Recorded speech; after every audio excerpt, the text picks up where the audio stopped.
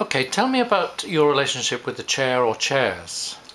During my time at the ICA, I had two chairs. The first one was brought in just prior to me by the Arts Council, and I think he was given a mandate which was close the ICA down, or no, put it the other way around, make a success of it within 3 months, or we're going to close it down.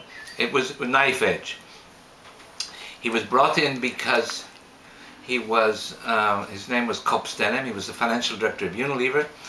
He was a very careful, cautious financial director.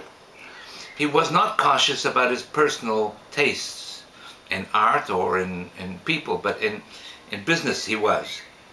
And I think he was quickly horrified by the ICA. I remember he said to me, because I had no practice of dealing with unions or and salary negotiations, he would deal with them the first year. And he went in to deal with them and came out saying, I can't cope with it, you do it. Because it was emotional and slightly hysterical, the question of how to proceed into the next year with salaries and everything. Where at Unilever it was probably all very clean cut and managed properly. But Cobb was a good foil for me, and I found that we complemented each other, and he would tend to be very cautious about everything and tend to take the side of the Arts Council, is where's the money going to come from, how are you going to make it work, ask the questions that I should have to answer. He didn't like to take risks, he didn't like to spend money, although he was a rich man in his own way. And I had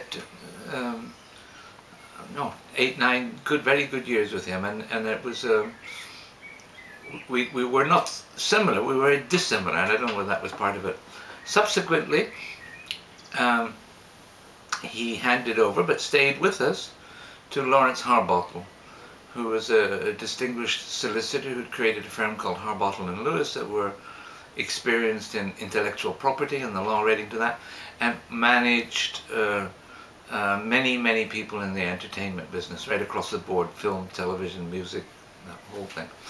And he also had been working as chairman, or not working, volunteering to be chairman of many important cultural institutions. He is experienced chairman.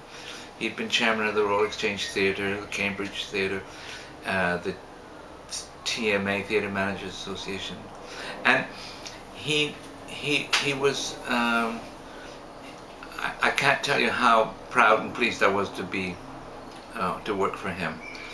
He was also very different than me, and very disciplined and organized, and was a great support.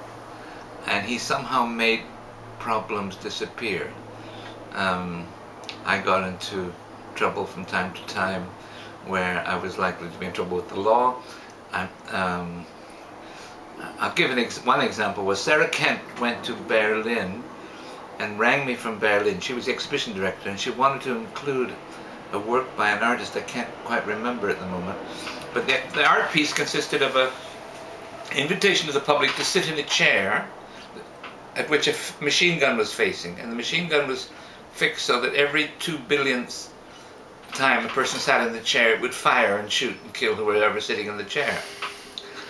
And she said, it's a fantastic piece, and the sitting in that chair is unbelievably riveting, and it's less dangerous than crossing the Mall. And can I show it? And I said, I'll check with the solicitor. And the solicitor said, Lawrence Harbottle, who was our solicitor at the time,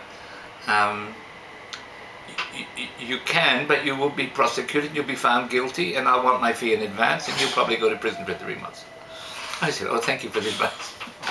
But he would give you that kind of advice, and over and over again he guided me through difficult situations. There are quite a number of those, maybe we could talk about them later.